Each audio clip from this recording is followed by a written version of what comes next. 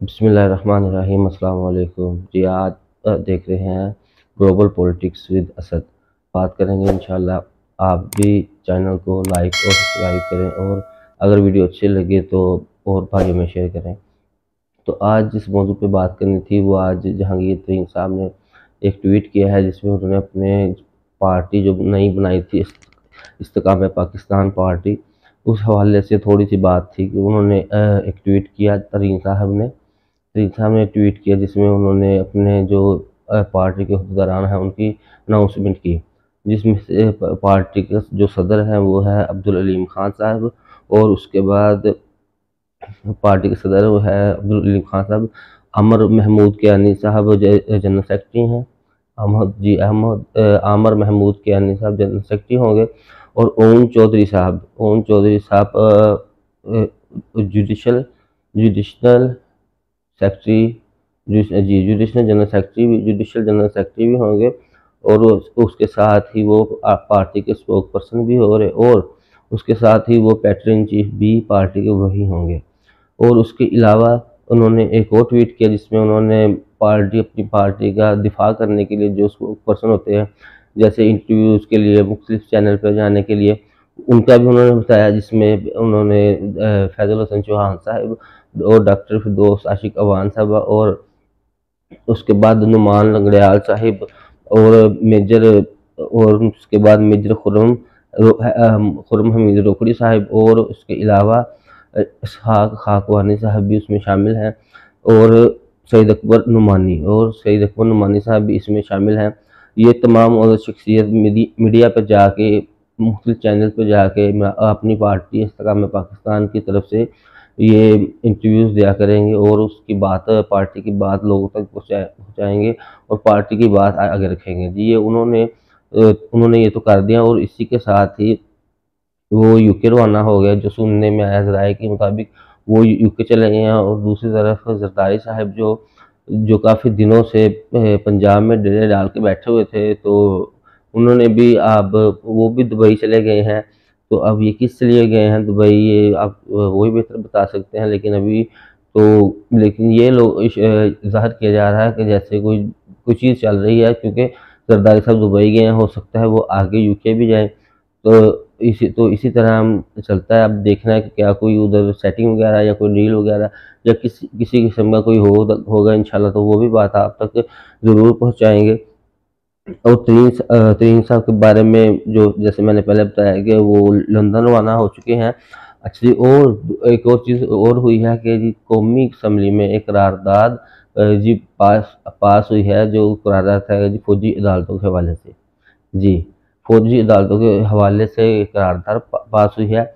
और आप सबको याद होगा कि कुछ अर्सा पहले जब फौजी अदालतें बनाने की बात हुई थी, जिसमें तहरीक तालिबान और जो दूसरे ग्रुप्स थे जो पाकिस्तान के ख़िलाफ़ थे, जिन्होंने पाकिस्तान के शहरियों को और दूसरे लोगों को हलाक किया था जी। तो उस टाइम जब पार्लियामेंट में एक फौजी अदालत बनाने की बात हुई थी, तो उस टाइम रज़ा रब्बानी साहब जी बड़े आंसू बहा रहे थे कि जी ये पार्लियामेंट की तौहीन है जी, फौजी अदालतें बन रही हैं। हालांकि वो ठीक बन रही थी, लेकिन आज जब फौजी अदालतें बन रही हैं तो हुकूमत वाले पीडीएम को किसी को भी कोई मसला नहीं है कि ये बन रही है, क्योंकि इसमें लोगों का ये भी कहना है कि जी इसमें वो अपने सियासी मुखालफिन को रगड़ेंगे, जिसमें इमरान खान सबसे ऊपर है कि उनका मुकदमा लेके जाएंगे। ये खान साहब ने खुद भी बोला है कि जी वो मेरा मुकदमा उसमें चलाने के लिए उन्होंने कुछ वादा माफगुआ भी तैयार किए हुए हैं कि इमरान खान का मुकदमा इसी में चलेगा। फौजी अदालतें बनाना बड़ी अच्छी चीज़ है। चलें जी, ज़रूर फौजी अदालतें बननी चाहिए। करारदाद पास हुई है, हम भी इसे अप्रिशिएट करते हैं और इसकी हिमायत करते हैं। लेकिन जो पहले जो पार्लियामेंट में ये इसके ऊपर ये जो करारदाद है ये ख्वाजा आसिफ की तरफ से पेश की गई है, और इसके ऊपर हम आदत साहिब ने एक ट्वीट किया है। वो मैं ट्वीट आपको सुना देता हूँ जो उन्होंने ट्वीट किया जी। तो हम आदत साहब ने कहा, उन्होंने कहा कि पीडीएम का मिलिट्री कोर्ट की हिमायत में करारदाद पेश करना पार्लिमानी सियासत की तारीख में स्याह बाब के तौर पर याद रखा जाएगा, और इस करारदाद की कोई कानूनी इस करारदाद की वैसे तो कोई कानूनी हैसियत नहीं है। जितनी पीडीएम की अवाम में मकबूलियत या पजीराही है, इसकी भी इतनी ही है। ये उन्होंने तंजन वैसे ये बात की है, लेकिन इस अमल से उनकी छोटी सोच और डूबती सियासत की अक्कासी होती है। वैसे बहुत सारे लोग इस अमल की मुखालफत भी कर रहे हैं कि ये हर किसी जमहूरियत के लिए, ये जमहूरियत के लिए या जमहूरियत रखने वालों के लिए ये बड़ी एक चीज़ है कि जी फौजी, वो इसका मतलब ये है कि जी आम अदालतें वो फैसले नहीं कर पा रही, इसीलिए जी फौजी अदालतें बनाई जा रही हैं। लेकिन जो अब पाकिस्तान में है चल रहा है, तो वो 9 मई के हवाले से जो है वो उसमें बोला नहीं, 9 मई का बोला जा रहा है कि जी उस हवाले से जो सामने जी बिल्कुल उस हवाले से अगर जो कोई 9 मई के हवाले से कौम में बहुत शदीद गुस्सा पाया जाता है, तो उनके हवाले से 9 मई जो भी 9 मई में जो भी 9 मई के वाक़यात में मुलव्वस है जी, उसको कानून और आइन के मुताबिक सख्त सज़ा मिलनी चाहिए, क्योंकि अवाम में इस चीज़ का बड़ा गुस्सा पाया जाता है। एक ही हमारा अदारा है अवाम जिससे बहुत प्यार करती है, और जिन शर पसंदों ने उस पर हमला किया या जिधर वो गए, ये एक बहुत हमारे लिए नाकाबिले बर्दाश्त और ये काबिल मुज़म्मत चीज़ है जो उन्होंने 9 मई को किया।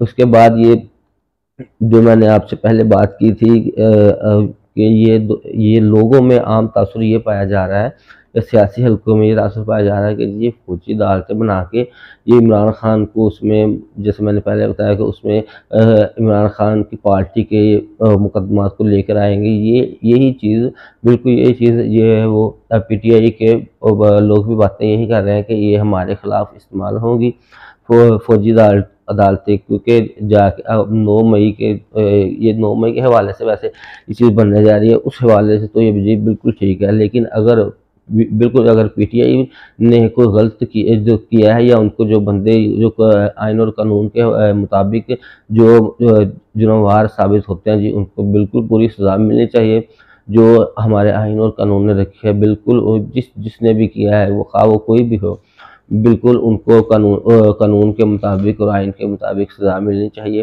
जी। क्योंकि हम फौजी अदालतें बनेंगी, ये हमारी फ़ौज है, हम उससे प्यार करते हैं, आवाम उससे प्यार करती है। तो अगर फौजी अदालतें बन रही हैं तो हमें उससे कोई मसला नहीं होना चाहिए किसी को भी। जो बेकसूर बंदा है उसको कोई मसला नहीं होना चाहिए। लेकिन कल को यही लोग जो आज करारदाद पास करने वाले हैं, कल को इन्हीं लोगों ने इसी पार्लियामेंट में खड़ा होकर ये बोलना है कि जी वो हमारी बड़ी भूल थी, या हमसे गलती हो गई है, ऐसे हो गई। ये आप बात मेरी याद रखिएगा सब भाई, कि इन्हीं लोगों ने ये बोलना है कि जी हमारे खिलाफ वो फौजी अदालतें, आज तो पीटीआई वाले कह रहे हैं ना कि जी हमारे खिलाफ फौजी अदालतें बना रहे हैं कि पीटीआई के मुकदमात उसमें रखे जाएं। लेकिन कल को ये पीडीएम वाले ही ये चीज़ कहेंगे कि जी नहीं, ये हमारे खिलाफ भी ये चीज़ इस्तेमाल की गई। इस बार जिस तरह आपको पता है सुप्रीम कोर्ट के ऑर्डर थे, लेकिन उनकी सुप्रीम कोर्ट की बात बिल्कुल नहीं मानेगी इलेक्शन के हवाले से, ठीक है, और इलेक्शन नहीं हुए। अब ये अगर एक चीज़ एक बार मुल्क में हो जाए तो आगे भी ये हो सकता है कि कोई भी खाक पीटीआई हो जो इक़्तिदार में, और सुप्रीम कोर्ट कोई ऑर्डर दे और ये उसको ना माने, क्योंकि वो अगर अक्सरियत में होगा, अगर वो पीटीआई वाले अगर अक्सरियत में हो गए तो वो उसकी बात कहेंगे। जैसे इस बार पीडीएम ने नहीं मानी, तो वो भी इसी तरह का कोई ना कोई बहाना लगा देंगे कि जी ऐसा हो गया या वैसा हो गया, ये चीज़ हम नहीं कर सकते।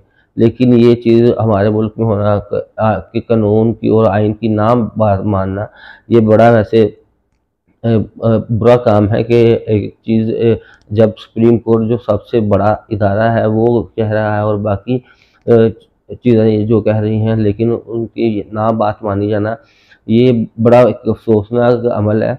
और ये हमें पता चलेगा कुछ दिनों बाद या कुछ सालों बाद, ये चीज़ें जो हैं जो अब हो रही हैं, इसके नुकसानों का हमें 5, 6 साल 10 साल बाद जाकर पता चलेगा कि उस वक्त क्या क्या होता रहा है, या क्या क्या किया जाता रहा है, किसने ठीक किया था या किसने गलत किया था। या मेरी बात याद रखिएगा, यही चीज़ें बिल्कुल यही चीज़ें ये याद रखी जाएंगी कि जी आज से 5 साल पहले जो कुछ हुआ, अदालत की पहली बार जब तौहीन अदालत की गई है, तौहीन अदालत ही बनती है वैसे कि अदालत की बात ना मानना। और अब जो जजेज हैं वो भी मुसाहलत से काम ले रहे हैं कि जी चलें, बहुत अच्छी बात है कि वो तौहीन अदालत नहीं लगा रहे हैं, लेकिन सबको उसकी कानून की और आइन की बात माननी चाहिए और उसके मुताबिक ही चलना चाहिए। किसी को टारगेट नहीं करना चाहिए हमें, या कुछ भी हो जाए हमें किसी के साथ हमें झगड़ा वगैरह नहीं करना चाहिए। अच्छा, जो तो जैसे बात कर रहे थे कि जी इमरान खान का मुकदमा वहाँ पर चला रहे हैं, ये बात वैसे की जा रही है कि शायद खान साहब ने खुद भी आगे बोला है कि जी मेरे खिलाफ ये वादा माफ गवाह तैयार कर रहे हैं ताकि ये मुझे फौजी अदालत से सज़ा दिलवाएं और फौजी अदालत से मुझे इसकी सज़ा मिले। ये खान साहब ने आज खुद बोला है ये चीज़। और इस चीज़ को दोबारा अब पार्लियामेंट में, जैसे मैंने आपको पहले बताया कि कुछ ही अरसा पहले की बात है, ज़्यादा देर नहीं, वो भी दहशतगर्दों के खिलाफ ही फौजी अदालत भी बन रही थी। तो जो उधर ड्रामा या जो आंसू निकल रहे थे रज़ा रब्बानी साहब के, जी पावरी बेल की तौहीन हो गई, जी ऐसे हो गया, हाँ जी जी हम क्या वो हमारे लिए ये एक स्याह बाप है ये दिन। अब चोर जो अब बन रही है वो रज़ा रब्बानी साहब नज़र नहीं आ रहे कि पता नहीं किधर है या कितना उनको दुख हो रहा है, वो किधर बैठ के रो रहे हैं कि जी जो फौजी अदालतें बन रही हैं जी, ये हमें कोई मसला नहीं आवाम को फौजी अदालतों का, ये आपको जो सियासतदान है ये इनको ही मसला होगा। आम किसी शहरी को, पाकिस्तान के को जो कुछ नहीं करता, जो बिल्कुल बेगुनाह है, उसे इससे कोई फ़र्क नहीं पड़ेगा। हमें बिल्कुल कोई फ़र्क नहीं पड़ता, लेकिन ये याद रखिएगा कि ये सियासतदानों को ही कल को इसका ज़िम्मेदार ठहराया जाएगा और आज जो बना रहे हैं कल ये ही इस बात को अपनी गलती मानेंगे कि जी हमसे गलत काम हुआ जी, या हमने इस तरह मान के किसी की मान के, जो अब खान साहब भी यही कर रहे हैं कि वो फलां जज को फलां के कहने पर मैंने ऐसे किया तो जी ऐसे हो गया, और फलां के कहने पे ऐसे किया तो ऐसे हो गया। अब खान साहब मान रहे हैं ना कि जी ये जो मेरी गलतियां हैं वो अब बता रहे हैं। और ये चीज़ सेम चीज़ आप कुछ साल बाद देखेंगे कि पीडीएम वाले भी ये चीज़ मानेंगे कि इनको सबको इकट्ठा 13 जमातों को इकट्ठा आसानी से नहीं किया जा सकता। ये ऐसी हुकूमत नहीं बन रही। आप भी बात समझते हैं कि एक 12-13 पार्टियां, जो पार्टियां एक दूसरे का मुंह देखना भी कह रहे कि गवारा नहीं कर सकती, पीपल पार्टी और नून लीग, क्योंकि इनकी पहले बारियां थी। अभी ये है कि वो तीसरा आया है बीच में और उसकी वहाँ में मकबूलियत भी बढ़ रही है, इसीलिए ये इलेक्शन से भाग रहे हैं। ये सबको पता है कि ये आज अगर इलेक्शन होते हैं तो खान साहब की जीत पक्की है और काफ़ी अच्छे उनको वोट मिलेंगे, काफ़ी ज़्यादा सीटों वो लेंगे, ठीक है। इसीलिए ये इलेक्शन नहीं करवा रहे। और एक दूसरी तरफ मुझे याद है कि जी रूस का जो जहाज़ है वो ऑयल वाला, वो जी कराची में पहुंच गया, ये बहुत अच्छी बात है। तो अब इंशाल्लाह आवाम को रिलीफ मिलेगा और तेल सस्ता मिलेगा इंशाल्लाह। और हमारी तो यही है कि आवाम तक जितना रिलीफ हो सके उतना देना चाहिए। उसके बाद सीएनजी का भी सुनने में, सॉरी एलपीजी का भी सुनने में आ रहा है कि उसका भी कोई जहाज़ वगैरह वो भी आ रहा है।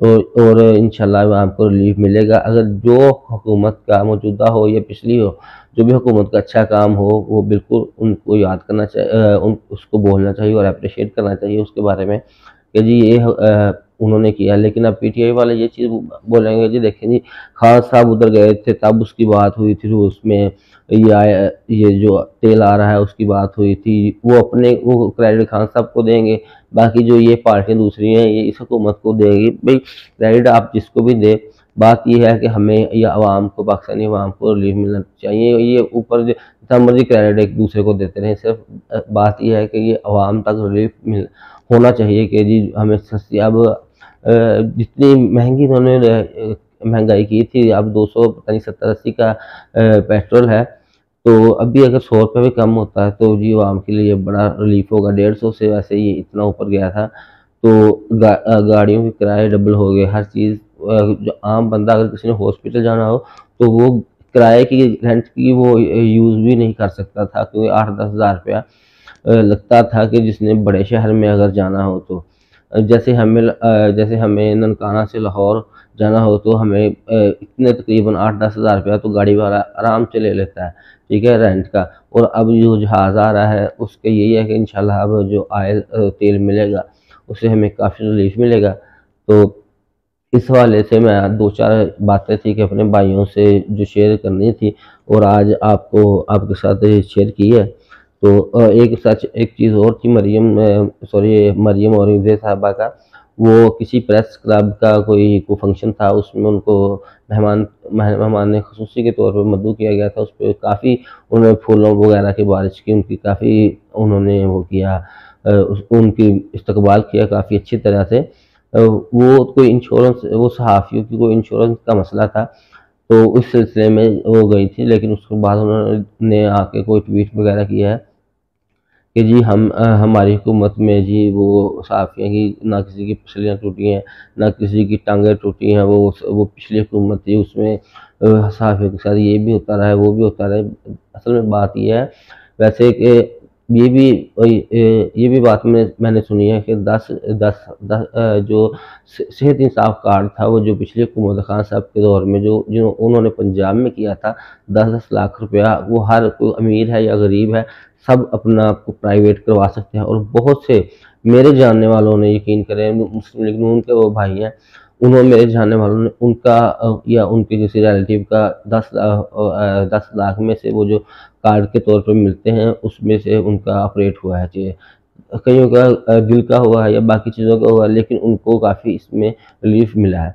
अच्छा, तो वो पता नहीं अब जो ये डॉक्टर जो मरियम औरंगज़ेब साहबा गई थी, वो किस तरह की इंश्योरेंस थी, ये तो अभी पता चलेगा कि उसमें क्या सहाफ़ियों के लिए वो चीज़ नहीं थी। लेकिन इन्होंने ये बातें की कि जी हमारी जो, मैं सिर्फ उस मौजू पे थोड़ा सा ध्यान गया है कि जो इन्होंने ये बोला कि जी हमारे दौर में जी ना टांगे किसी की टूटी हैं, ना पसलियाँ टूटी हैं।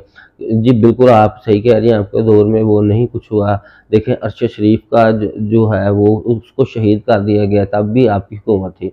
उसके बाद सदीक जान को और बाकी जो दूसरे हैं उनको गिरफ्तार कर लिया गया, कुछ तो डर के मारे बाहर जाके बैठे हैं। और महाराज जो सियालकोट एयरपोर्ट से जिसको उठाया गया और उसका अभी तक कोई उसका पता नहीं है कि वो किधर है, जिंदा है या नहीं है, उसका अभी तक कोई पता नहीं। तो ये भी ये आपकी हुकूमत है, ये आपको ये पता होना चाहिए। और आप ये चीज़ें जाके उसके ऊपर ट्वीट कर रही हैं कि जी हमारे दौर में किसी की ना वसलें टूटी हैं, ना टांगें टूटी हैं। पहले चीज़ों को देख लें। ऐसे इंसान की इंसल्ट ही होती है इस तरह से कि जो ये बातें करता है कि एक चीज़ को अगर नहीं पता तो आप चुप कर जाएं, आपकी इतनी इज्जत हुई है, उन्होंने ऊपर फूल फूल फेंके हैं, आप उसके बारे में इस चीज़ को आप वो करें, आप इस आके आप और चीज़ के बारे में कह रहे हैं कि नहीं जी हमने ऐसा नहीं कभी किया या हमारे में ऐसा नहीं होता। ये मैंने जो आप गिनाए हैं, ये जो आवाम में देख रही है, सारा कुछ लोग देख रहे हैं कि सहाफ़ी उठाए जा रहे हैं, और ये सबको पता है। ये आप ना करें। तो इसी के साथ इंशाल्लाह मैं इजाज़त चाहूँगा अपने भाइयों से कि अगर आपको ये मेरी बातें अच्छी लगी हो तो चैनल को सब्सक्राइब कर दें, और वीडियो को शेयर कर दें। और इसी तरह इंशाल्लाह हम चीज़ों को करते रहेंगे। और अगर कोई बीच में खामी है जो अभी तक मुझे नहीं पता, तो मेरे भाइयों से यही रिक्वेस्ट है कि मुझे कमेंट्स में बता दिया करें कि इस तरह मैं इंशाल्लाह आपसे सीखूँगा। तो कमेंट में मुझे बता दिया करें अगर कोई गलती वगैरह हो जाती है, तो मैं उसके लिए माज़रत पहले ही चाहता हूँ, ठीक है। तो और मेरी यही आप सब भाइयों से यही रिक्वेस्ट होगी, सब दोस्तों से, कि अगर कोई बीच में कोई गलती रह गई या कोई खामी रह गई, तो आप कमेंट के ज़रिए आप मुझे बता सकते हैं, या किसी और ज़राए से आप मुझे बिल्कुल बता सकते हैं जी। और इसी सिलसिले में मैं अपने भाइयों से इजाज़त चाहता हूँ। और इंशाल्लाह मेरी दुआ है कि आप सब भाई हमेशा इसी तरह हँसते मुस्कुराते रहें। ओके जी, अल्लाह हाफ़िज़।